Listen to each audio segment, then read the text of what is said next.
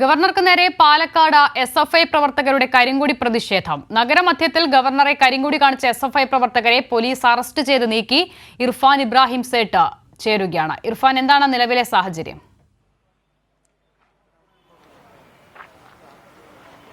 അസിത, അല്പസമയം മുമ്പാണ് പാലക്കാട് നഗരത്തിൽ സ്വകാര്യ പരിപാടിക്കെത്തിയ ഗവർണർ ആരിഫ് മുഹമ്മദ് ഖാനെ എസ്എഫ്ഐ പ്രവർത്തകർ കരിങ്കൊടി കാണിച്ചത്.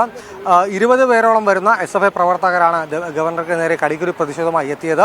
ഇതിൽ ഗവർണർ എത്തുന്നതിന് അല്പസമയം മുമ്പ് തന്നെ പല പ്രവർത്തകരെയും പോലീസ് കരുതൽ തടങ്കലിലാക്കിയിരുന്നു. ഇതിനുശേഷം എസ്എഫ്ഐ ജില്ലാ സെക്രട്ടറിയുടെ നേതൃത്വത്തിലുള്ള ഒരു സംഘം എസ്എഫ്ഐ പ്രവർത്തകരാണ് ഗവർണറുടെ വാഹന വ്യൂഹത്തിന് തൊട്ട് മുന്നിൽ വന്ന സമീപത്ത് വന്ന് ആ വാഹന കടന്നു പോകുന്ന വഴിയരികിൽ നിന്ന് ഈ കരിങ്കൊടിയുമായി രംഗത്തെത്തിയത്. ആ പ്രതിഷേധം ശക്തമായതോടുകൂടി പോലീസ് ഇവരെ ബലം പ്രയോഗിച്ച് അറസ്റ്റ് ചെയ്ത് നീക്കിയതിന് ശേഷം ആണ് ഗവർണർക്ക് പോകാനുള്ളൊരു സാഹചര്യം അവിടെ ഒരുക്കിയത്.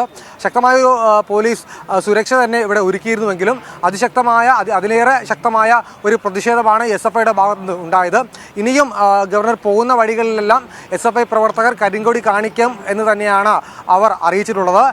ശക്തമായൊരു പ്രതിഷേധം ചാൻസലർ കൂടിയായ ഗവർണർക്കെതിരെ സംസ്ഥാനത്തുടനീളം എസ്എഫ്ഐ നടത്തുന്നതിന്റെ ഭാഗമായാണ് പാലക്കാട് നഗരത്തിലും ഇപ്പോൾ ഉണ്ടായ കരിങ്കൊടി പ്രതിഷേധം.